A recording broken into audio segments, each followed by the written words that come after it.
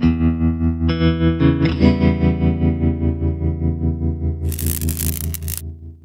everybody, welcome to Halfbeard's HUD's Heads Up. Today we're looking at Darkest Dungeon, a gothic, Lovecraftian, just utterly dire CRPG that's on Steam right now. Early access specifically, they're still working on it, but I love it. It's really good. It's I was lord of this place depraved and before the crows and rats made it their domain. like unsettling in such a good way. You can just tell by that narration. That is the ghostly former owner of the Darkest Dungeon, the Darkest State. He used to own this area. He lived in opulence, grew bored, went all rats in the wall, Delapour style, started seeking under the basement, found elder gods, and then everything kind of went to shit. And now he's invited adventurers. We have our group of adventurers here, all random dudes. We'll pick them up from here as we go. I'm going to do a lot of this stuff after we do a quest. To go and explore the dungeons, take back the area, defeat the Elder Gods, and reclaim the Darkest Dungeon. We got a couple other things here. I don't know what these are yet, because I've just unlocked these. I haven't done these yet. But we're going to ignore those for now and go do a quest. So, quests are of a number of different types. You can see here. Cleanse, they can be killed, they can be beaten. Medium quest. Medium, these are all medium quests. Probably end up doing a medium quest. All different types. Kill a necromancer apprentice, that's a boss of some sort. You can see the ruins have leveled up. I've made it to level 2 of the ruins, so now I have the ability to slay a boss, and they'll continue to level up. There's more bosses in each ruins. Right now there's only 3 areas available: the ruins, the warrens, and the weald. The cove and the Darkest Dungeon itself, meaning the endgame, aren't in here yet. Those are coming later. As I said, early access. But we are going to stick to the ruins, and we're going to do a... What shall we do? We'll just do a straight cleanse chest. Complete 100% of the room battles. That should do it. And there's one campfire spot in this, which is good, because I haven't done camping yet, so this will allow us to see what this is. Champion level 5. That's maybe too high. Let's do this. Let's purify altars instead. Also a camping thing. Activate 3 corrupted altars. Cleanse these altars with consecrated essence. And bring back the light. That's something we can do. And by doing this, we'll earn some gold, which we can buy stuff with. I will explain more of that after we complete the quest, as well as these, which allow us to upgrade the town. So we need to pick some people for this. The reason you get so many people in your party is because you only have 4 in use at a time, but they build up stress. That's these bars right here. As they build up stress, basically they go insane, and bad shit can happen. Some heroes, when they get their stress bar maxes, they become extra heroic and really cool, and they'll get really cool abilities. Some of them go a little batshit and start going all murder crazy. So, I don't know. You'll see what happens. We're gonna go with, we got some cool dudes here. Put, Lovett, he's in first, he's our leper. Then we'll throw in, how about Dismas?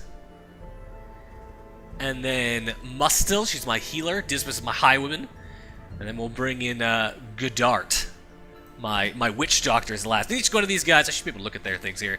They've got a whole different number of things. You can find different little trinkets for them, which increase their abilities. They've got basic armor and weaponry, which you increase at a blacksmith. They've all got different skills here, which you can see. Positive skills and negative skills that impact the game. And these are randomized for each character, and you'll get more as the game goes on. Pick up camping skills.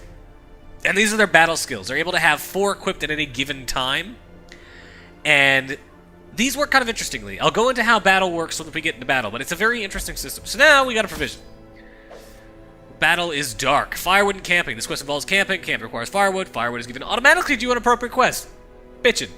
Camping gives heroes a chance to recuperate while in the dungeon when you are wounded or stressed and wish to camp. Right-click on the firewood in your inventory. We also get some consecrated essence to purify some altars. So the other things we're going to need: food. A whole fucking bunch of it. Maybe not that much. Probably gonna need some torches, because guess what? These dungeons are dark. You want to have some torches around. I'm spending a whole bunch of money just to be safe. I'll buy a little extra holy water, buy a couple keys, buy a couple shovels. All use various things in the dungeon. You know, you find chests and whatnot, good for keys. You find obstacles and you want to break into stuff, that's your shovel. I didn't need that many shovels. Back one of those. And for things that are evil and you need to restore purity, other than the ones that we're doing with this consecrated essence, you get holy water. That said, we've got a very limited inventory, so you got to manage it somewhat carefully. That's why I'm not buying any bandages or medicinal herbs or antivenoms, which is probably not smart, but whatever. So, now we've provisioned to the dungeon, to the ruins. Get to show how this works. 'Cause, again, lots of cool stuff here. It's very, like, they've got a very simple but very strong gameplay base, and they've built off of it in some very, very smart ways with the way the abilities work. Can the So, defiled be consecrated? Can the fallen find rest? this is our map. We've got to go find 3 different altars and purify them. The way the map movement works is you're basically always moving right or left, almost always moving right. You're almost never moving left. Even when you even when you're going back a ways, you're still kind of, it's just the camera kind of reverses and you continue to go right. And the way this works is you just click on a room and you go to the hallway and you travel down the hallway. Hey, good combat. See if these guys attack first. Good, I attack first, which allows me to kind of explain this. So, you can see on these abilities here a bunch of dots. There is no MP in this game, there is dots. The way dots work is that there's the yellow dots and the red dots. Yellow dots determine your party's position, red dots determine your enemy's position. The way it works is your guy can only use this ability if he is within that range of dots, and he can only use it on enemies in the red range of dots. So, I can use this on any of these guys because there's no 4th dude. But if I switch to this, for example, I can use it on all 3 of these guys because my guy's in the 2nd slot, and there are all 3 of them, all connected, all up in the front like that. It's a very smart, but very simple way to do abilities, and they kind of make up for the fact there's no MP by very much limiting the abilities you can have. You can only have 4 abilities, and from what I saw on the upgrade screen, we'll look at it a bit more later, looks like there's a ton of different stuff and abilities all your guys can unlock. So now I've rabbled for long enough. Let's do this. Great animations on all the attacks. It kind of zooms in, you see the enemy's attack, you see, the attack happen, and it kind of pulls back out. Very dynamic, beautiful, starkly lined art in this game that I just adore. So let's see. It's a damaging attack that heals myself. Healing dudes. We don't need to heal anybody on my team yet. We'll hurt that bone courtier. Oh, Templing Goblet. I love the dynamicism that the animations provide. Did a little bit of damage there. Let's see what we can do. What have I got here? How about a plague? No, that's not good enough. Noxious Blast. Fuck that guy. We'll give him Blight, which is just a damn poison. There's a bunch of different, poison, basically, effects. My leper is just a big, beefy monstrosity who takes a ton of damage, despite the fact he's falling apart, and just wrecks guys in the process. So we'll cue these guys. Oh, he missed. Sometimes he misses. He is a big, dumb guy with a sword. I mean, what do you expect? Victory. Well, maybe not dumb, but still. Big guy with a sword, he's gonna miss sometimes. This works on RPG logic, which is good, because I wouldn't want it any other way. And, pistol shot. Fuck that guy. Ah. Dodging is so depressing. But this won't miss. Boom! As the fiend falls, a faint hope blossoms. Love the narration of this game. It almost reminds me of Bastion to a point. This is the idea that is constantly kind of reacting to what's happening in the game. It's not quite as adaptive as Bastion, obviously, but it has that similar feel to it that works quite well. Chop. Fuck that guy. Where it adds a lot of backstory and just life to the world. So what did I get? I got Redemption Armament, Leper only. Perfect! What does it do, exactly? Because often these have a... Yeah, gets rid of his accuracy, increases his damage. Most of these items I've found, I've only found a couple. I've got one for him, and I've got one for him. They seem to have a negative effect in addition to their positive effect, which is kind of a bummer. Move forward, here's a pack. These often work kind of like good old-fashioned RPG choices, where sometimes they'll give you... There's ways to do it that'll ensure you get more stuff than not. Gold and... some emeralds, some food. It's good, because eventually my guys will get hungry. Move on to the next thing. And sometimes when you get in rooms, you'll scout, and it'll kind of spread out, and you'll see what's in the rooms around you. It kind of depends the light, as well as just random chance. Yeah, so the light's gone down. It's now dim light, which means we can scout. Cabinet could be locked. So with this, I can just break into it, and that'll get us some stuff. But if I were to use his key, we'll unlock an extra... Oh, sometimes it's like you found an extra little compartment in the cabinet, and therefore you get extra goodies. Traps, that's not good. If the scouting had activated, I would have been able to see that and deactivate it. So, ooh. We're gonna send her. Sends clamped shut. Open it. Stash loot. Sweet. What do I get? Bleed amulet. Plus 10 chance for bleed skills. Plus 10 bleed resist. Minus 2 crit. Take all. Do I have anybody with a bleed skill? What do you got? Bleed. You got a bleed skill. How about you? You don't have any bleed skills. And what is it losing? You got curing bleed. What is that? Bleed resist. Crit. He can live without the crit. For now. Go in here. Maybe we'll find that altar. That is gonna guess it's a consecrated altar. Yup. Throw that on there. Boom. Altar's been purified, kind of. Still kinda looks a little evil, but whatever. My health is still okay. We have the chance to camp, though, when we need it. We don't quite need it yet. Open up this. Open it up. Hero inhales fail vapors. That's not good. I think that means he got extra stressed. You can see my leper is stressed beyond belief. We need some light in here. So when it starts getting dark, flick up a torch. Give you some more light. That's always good. Oh, another trap. Great. I don't know how all the rest of us walked over that without any problems. Maker's art, his efficacy unwitnessed by his own eyes.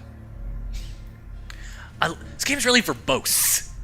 Using words like efficacy. I love it.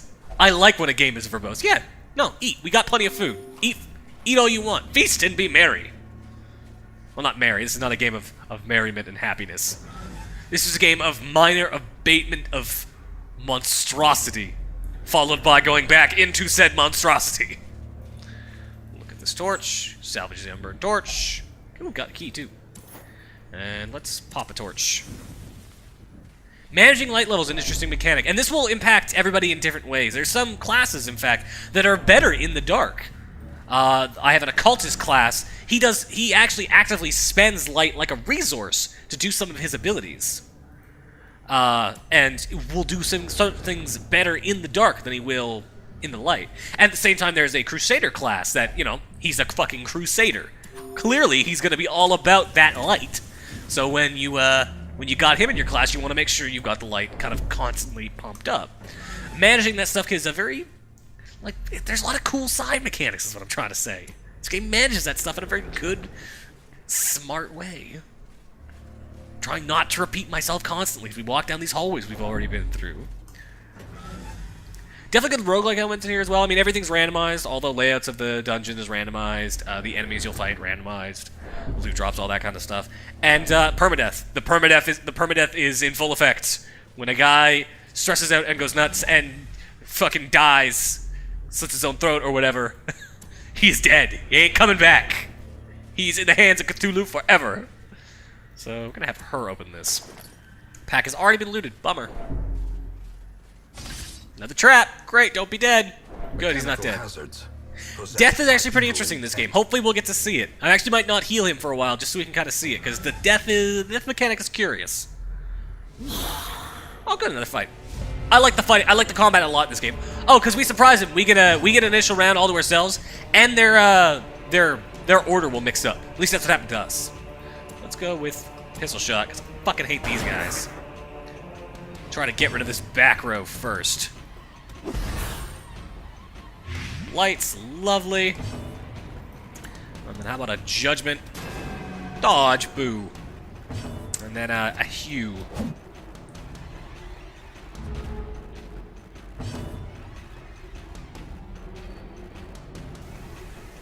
So now we're just gonna grape shot blast. Sorry, I needed to take a minute to think there.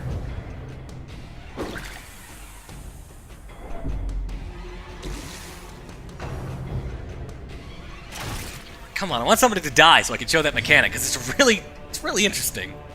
Let's, Noxious Blast on this guy. Sometimes that attack does a lot of damage, and sometimes it does, like, none at all. It's kind of weird. It's a Graveyard Smash. What do I want to do? More Judgment. Actually, I'm going to have her Divine Grace on this guy. Use her as the healer, like I meant to use her as. Hue, and then fuck these guys, both at once. Love it. How about we do a nice open vein? Again, just like there's a real bombacity to those attacks, just feels great. Watching it, I'll just kind of like zoom in and Like, there's very little actual animation going on, but it feels like there's so much happening. It's interesting. Embolden that one. Alright. What's happening next? Stabs me, that's fine. My leper's beef. He can take it. And then Hugh again. Just wreck those guys. As victories mount, Take all that stuff. So this is interesting. This is something that will allow me to upgrade my town later on. I'll collect a number of these things. I use them to kind of upgrade each building individually. Let's take a look at this. It is slightly ajar. Let's use my shovel to break it open. The item had no effect. Oh, well, bummer. Open it up anyways. The hero contemplates mortality. That's probably bad. Now I've got thanatophobia. I'm afraid of death. Shit. Yep.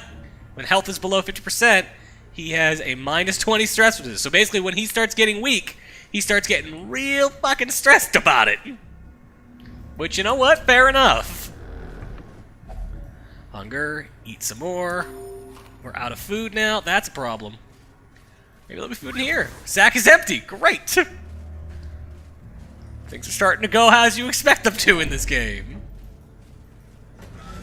Might be time to camp soon. Well, let's see. Are we halfway through the map? We are halfway through the map. After this combat, we will camp.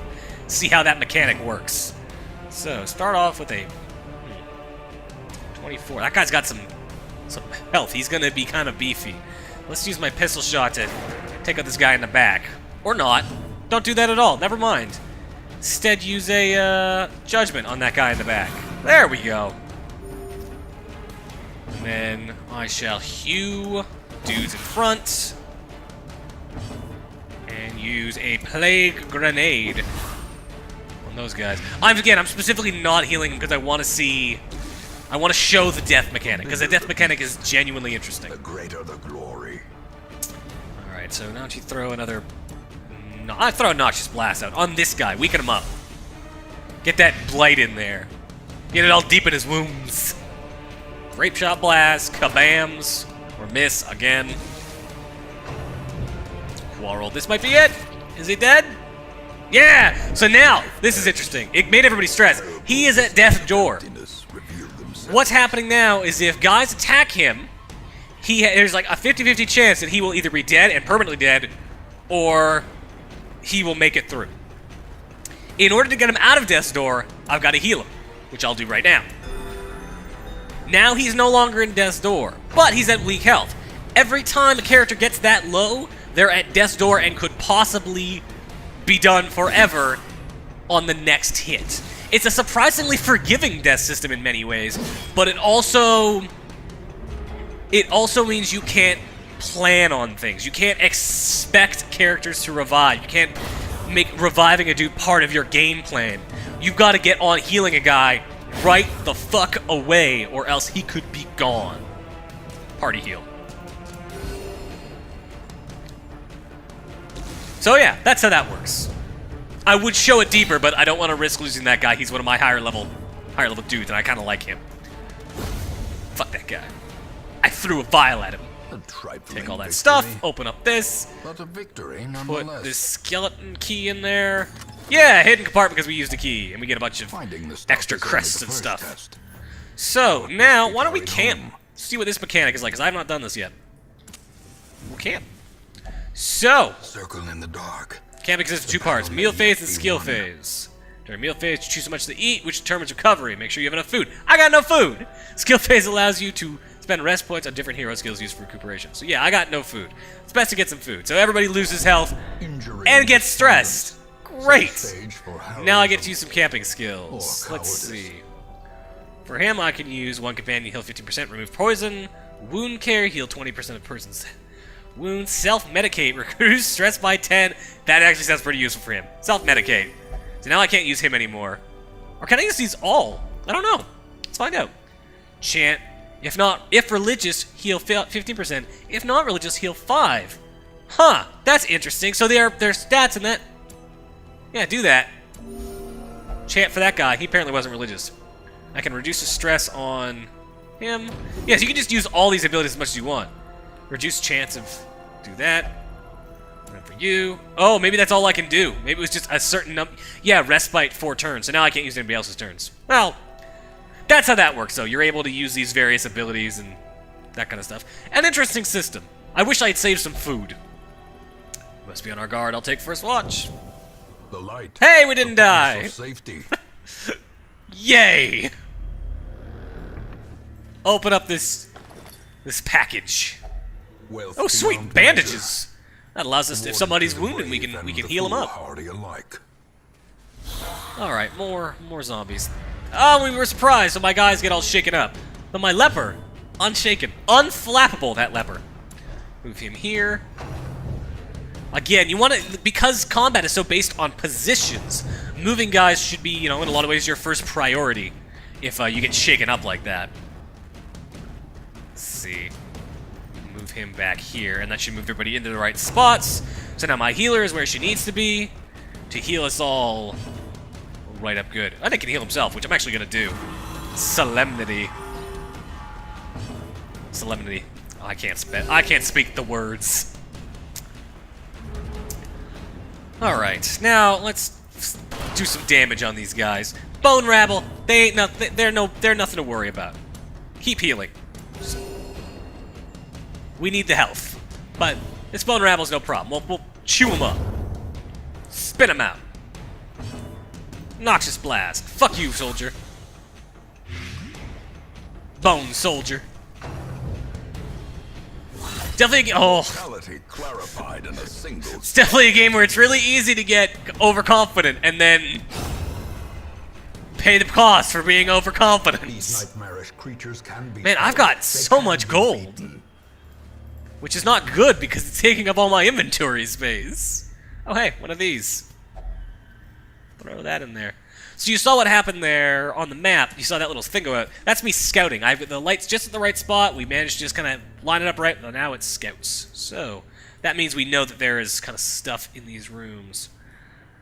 I guess we're starting by going this way. We're still gonna find more of these chalices. Try not and attempt not to die in the process. Citrines. We're gonna have to chuck some stuff soon. Run into a trap. Normally, you saw me get hit by traps before. Now I can disable it. You want to pick certain characters. Like I picked the thief. I had the thief already on there, but normally you'd want to switch to a thief or something like that because the right stats will define. Will kind of define whether that actually works or not. So clearly, I don't want to go talk to those guys. Let's go up here though, because that chalice is either going to heal me or something else. I am going to put holy water in this in these ashes. Valuables remain. Take all the valuables. Ooh, I don't have stuff. 500 each. What else do I got? 525. Yeah. Ditch this. How do I get rid of it? Shift click. All right. There we go. And then take that. Because it's still more to have that. And then we're going to fight some dudes. Let's fight some dudes. All right. Grape shot blast. Missed. Fuck. My health is not great. Random dude. Don't really care about hitting that dude specifically, but whatever. Just try not to die. Well, she had the most health, so I guess it's not that big of a problem. Oh! That's a problem. So, what happened there was my stress maxed out. And as a result, I live in constant pain. It is part of me. So she was able to heal everybody but him as a result of that, because of his stress meter. So, yeah, his stress is full. As a result, this is activated. Pain is pleasure to the just, to the willing, to the survivor. Now he won't let people heal him. If you're lucky, getting full stress will activate this one instead, which will be something awesome, and it'll give him extra stat boost, and he'll be super cool. Unfortunately, my leopard chose not to be super cool and is now probably gonna die. Be gone, fiend. Until his stress goes down. Which won't happen until we're out of this dungeon. So, that's great. Yeah, stop talking, guy. It's okay, we're gonna get you through this. We're gonna make this happen. Just keep healing everybody. Oh, he let me heal him that time, that's good. Yeah, the stress stuff in this it's stressful. It makes things tense. You start worrying. It's kind of what it's made for, and it does it very well. Pain and pleasure in equal measure. Now he's marked himself, so the enemies will get extra damage when they hit him. Stop doing that! Ah, bayonet jab. It's a good thing he's got so much goddamn health. Keep trying to heal him. And you actually do the... No, hit him! Damn it. Yeah, so stress is kind of a factor. It's kind of a major factor. There we go. Gonna rely on your other party members to kind of back things up. We don't need that gold. Slow and insidious killer. We can find... Yeah, perfect. Now, we can put this on there. Normally, I would attempt to go explore the rest of the map. You know, go check out the other stuff. Try to get more stuff, but you don't have to. Bump out. Exit dungeon. And when you exit, get all your stuff. All your collected treasure gets traded in for gold. All your heirlooms get traded in there. And again, these are used to upgrade your town, which we'll show in a second. It's all hunky-fucking-dory. Yeah, I got a ton of crests. And everybody's leveled up as well. You get some Resolve XP. He didn't get that much because he's all stressed out. Which kind of, it's basically their experience level. It allows them to better resist stress, as well as it unlocks more different things like this. Oh, he's got syphilis. Lovely. Wow! That's... Syphilis is a problem. Like a really big problem. 5 accuracy, 10% damage, 10% max HP. Fuck that. Light below 25 gets extra speed. Well, that's good. Light above 75, extra speed. Okay. That's great. Fine. Prone to stealing items. That's probably not good. In the wield, he gets extra stress resist, so that's a thing. My leper's not doing good. Not doing good. You know, his leprosy is the least of his problems, ironically. Our state was the envy of this land. Oh. So, now that we've done a thing, we've done a quest, we got a ton of money, we've got some upgrade items, we can show what all this other stuff is. Start with each building. There's the stagecoach. It's where you can recruit new heroes. I don't have one of these, so I'll grab one of these guys. Just pop them in, see what their deal is. Laughing still at the end. Each one of these guys has different abilities. You can see, like, here we have Bostel. He's got these abilities.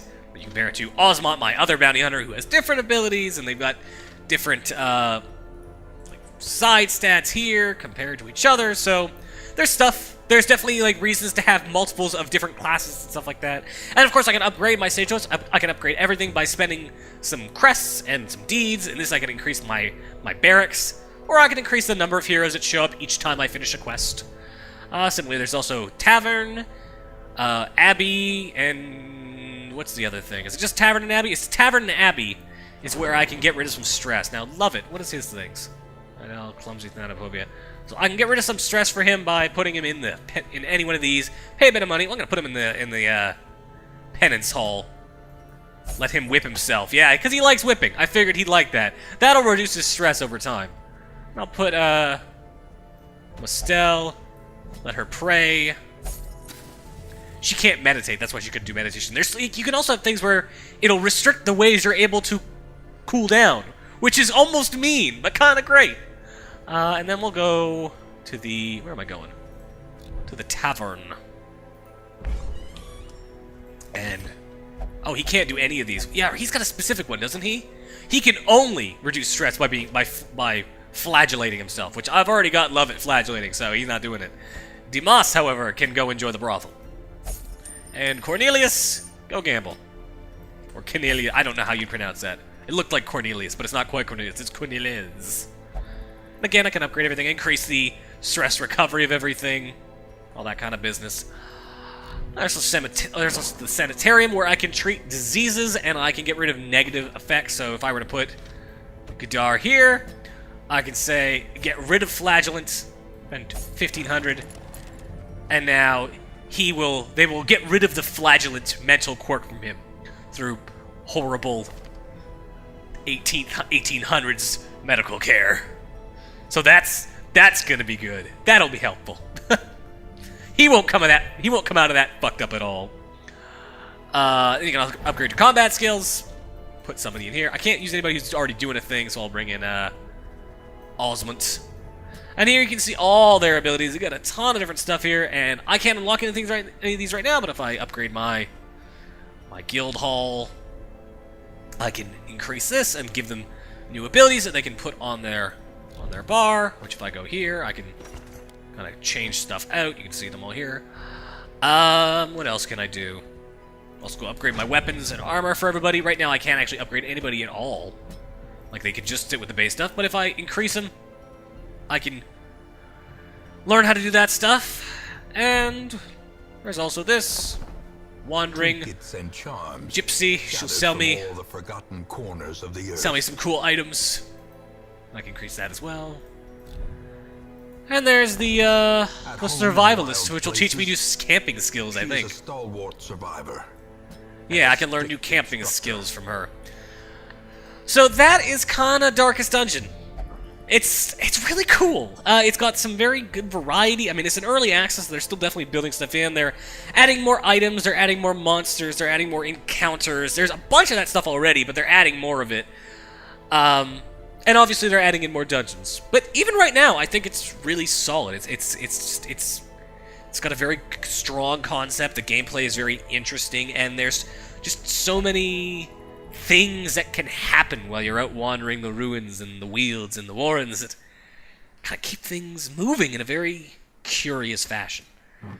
So, as always, I've been your host, Halfbeard. Once again, this has been Darkest Dungeon. It is available on Steam right now in early access. It's $20, and I think I'm blown away by kind of how impressive this is. Let's go with that. So, as always, I'm your host, Halfbeard, and we're out. Later, guys.